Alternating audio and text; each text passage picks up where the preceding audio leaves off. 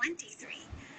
So you remember me saying that Donna Strickland presented a lecture that we could attend here in Stockholm, or it's also streamed online. So these are great opportunities, and you can find that on our website on nobelprize.org. The speeches are written down and some are recorded, going way, way, way, way back in time. Okay, we have a little bit of a short peek saying hello to our founder. It's a little squeak in the floor here. We are giving you an atmosphere of the 1800s, and we believe it's important to understand the times when Alfred Nobel lived. He was a businessman, he was an inventor. In his heart, he was really passionate about literature and poetry. That explains to us the choice of the Literature Prize. Have you heard, did you know that he also wished to become a poet? So it was in his heart. He loved to write. And then at the same time, he was this very efficient businessman.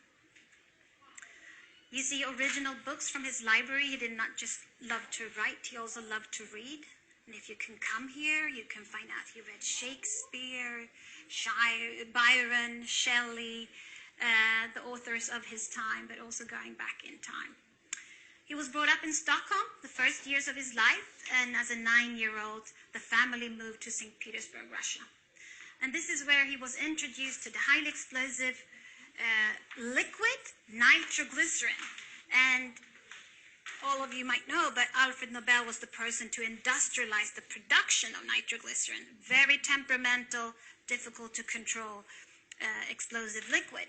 So he finds a way to stabilize it by combining it with another compound, and this is his main invention, the dynamite and the little fusing cap. We have some original patents. In total, since Alfred Nobel went international with his business, he had 353 patents. Man, he was, I would actually just explain him as a workaholic. He could work for 15 hours a day, and he had a great social and business network, and he was talented in languages. So Swedish, Russian, English, French, German, and he ended his life in Sanremo, Italy. So also some Italian he knew. This is his original traveling bag, and I think you get really close to Alfred seeing these objects that he brought around with him on all trains, all travels. He traveled immensely. And he held that in his hand. It's really coming really close to the founder. He said in his will that he wished everything that he owned to be sold and the money to be invested in a fund. And that's still the money being reinvested for the prize amount. And the prize amount per category. Does anyone want to know that? How much money? Yes. Yeah. Well, last year, per category, the prize amount was 9 million Swedish krona. And if there are 3 laureates, there may be 3, but that's the limit. There can be no more than 3. It can actually be validated.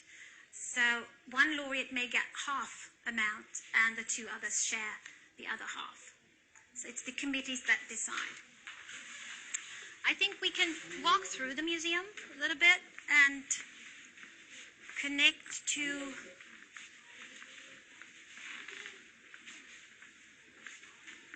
who are the persons that decide, maybe.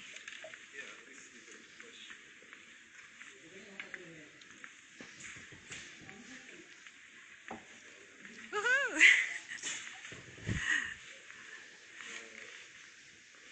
There's a question here. Yes? Who actually gives the prize? Yes, that's a perfect question for where about we are at the museum right now. Maybe you can zoom in on the headlines here. That would be excellent. It says, selecting Nobel laureates. Again, back to the will of Alfred Nobel. He himself decided who would be able to choose. He decided the institutions And Rob is zooming in on the Royal Swedish Academy of Sciences here.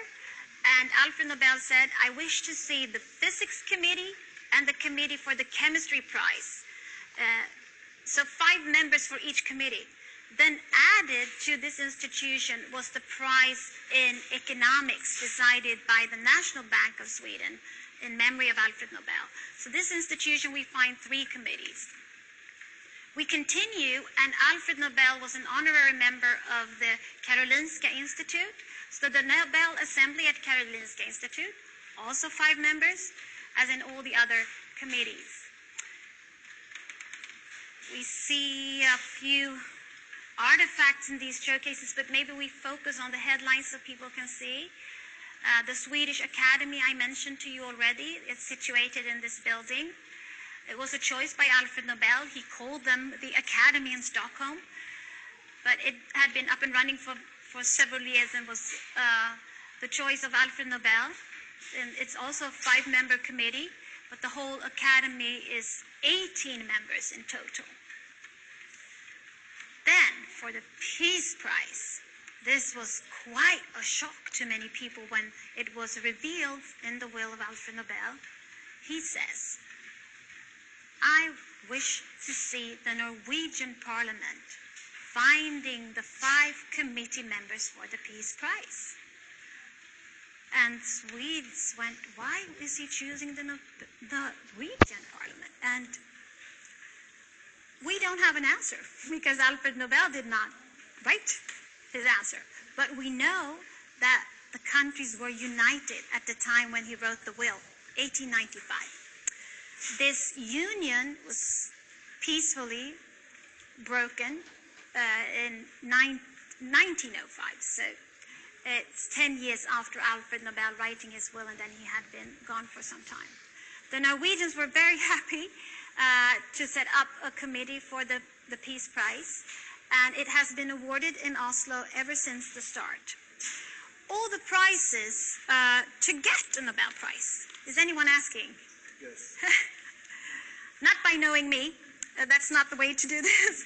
It is by being nominated. And to nominate is also an honorary thing, to be invited by these institutions. So experts in the world get an invitation from the prize awarding committees, mainly in the natural science categories, to nominate someone that they believe should get the prize, and they explain why. So it's quite a task. And they send in their motivation, why someone, and nomination, between September 1st and January last. And throughout the year, the committees that I've introduced you to work with these different suggestions, and during summer they present a little shortlist. Then in October, the first week in October, it's announcement week, and that's when we learn who will get the prize. Yes. Should I add another little artifact, maybe? Yes. Okay. We are close to the artifacts from last year, and I was so impressed by reading here work of Olga Tokarczuk. She was awarded 2018's Literature Prize, and this is her diary. So it's a quite heavy artifact, we believe, here at Nobel Prize Museum, when someone gives away their private diary and calendar with all different notes, so we can follow what happens during the year when she actually gets the Nobel Prize. We also have our nice artifact from the physics laureates of last year. I mentioned Donna Strickland and the high-intense optical pulses and the little tweezer, the optical tweezer. But here you see a key donated by Didier Queloz, it says, the laureate of physics 2019, finding the exoplanet. And what key is this? Well, this is the key to the room with the telescope. So this is the workplace, the key to the workplace where he found this exoplanet. And seeing the Diakono, last year he just shared all his knowledge, and he said becoming a Nobel Prize laureate, it's like becoming a rock star, because all you students out there, he loved your questions, and the Nobel laureates I've met, they are so happy to be able to share all their knowledge, and we are happy to share the knowledge that we receive from them.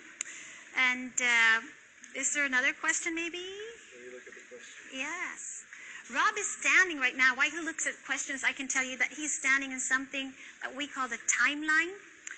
So if you have a possibility of coming here in the future, we've organized all the laureates decade by decade. So this is year 2001 and 2000 to 2000. This is the peace laureates during this decade. This was the General Secretary of United Nations. I have a question. Yes. How many Nobel Prizes so far, or Nobel laureates? 943. So we're getting close to 1,000. Great. Yeah. And you see there's another one. There was one about, you know who the first person was to be awarded a Nobel Prize? Yes, the first person, the first category, is someone very famous, helping us look into the body. Konrad Röntgen for the X-ray. I think I want to show also the special guest book that we have at Nobel Prize Museum. Sure. And start wrapping up the tour. Yeah. It's going in this way.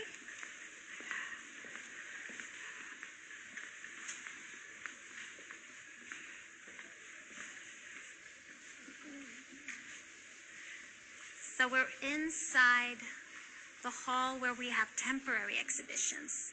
And this exhibition is called The Best Benefit for Humankind, and it explains the different topics here, protecting the planet, so the climate change, saving lives, behind Rob, very useful for you, helping me connect with the world. It's connecting the world, like the transmitter, those kind of inventions that led to Nobel Prizes. And then we had feeding and humanity. I spoke about Amartya Sen and the famine in Bengal. How can we, what has been invented that led to Nobel Prizes within this field? A next exhibition here will focus on conversation and dinner, interacting with people throughout the dinner, and then we're also focusing on Nobel events. Okay. This looks strange, perhaps. Upside down turned chairs. This is part of our exhibition. These are usually put in our bistro, in our cafeteria here at Nobel Prize Museum, where you can try out different tastes from what has been served at Nobel dinners. But if you look close enough, can you zoom in, Rob? We have signatures on these chairs. So on this get-together that I spoke about earlier, for those of you who were on the tour, have been on the tour throughout this talk today, I mentioned the get-together when the Nobel laureates come and they bring an artifact, they meet each other. We also wish for them to put their signatures underneath these chairs. And there was a story to this, since Alfred Nobel was a creative person and the Nobel Prizes are about ideas changing the world, we had staff members in our bistro that actually took hold of the chair since the President of the United States visited when we were newly inaugurated in 2001, and they signed his name. This was Bill Clinton. And the museum director, he was quite upset, because those of you who are museum workers, you know you never scribble on anything in a museum. But then he changed his mind and he said, it's the idea. Let's use this. Let's ask the Nobel laureates if they can sign the chairs. So you have here a great signature from Peace Laureate 2018. Maybe you remember her. It's Nadia Murad. She received the prize together with Dr. Denis Mukwege. Nadia is from Iraq. Dr. Denis Mukwege is from the Democratic Republic of Congo. And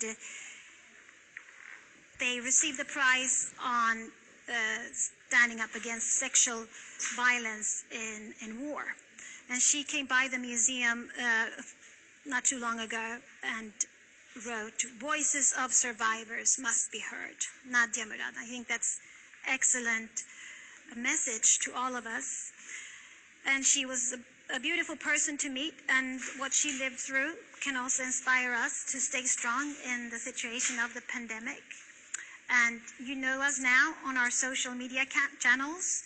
You know our website, nobelprize.org. You find us also at Nobel Prize Museum. I love touring you all, guys, and thank you for interacting with us with all your questions, and get back to us. So thank you so much, and have a great day out there. Okay. Hello from Rob and me. Take care. Bye.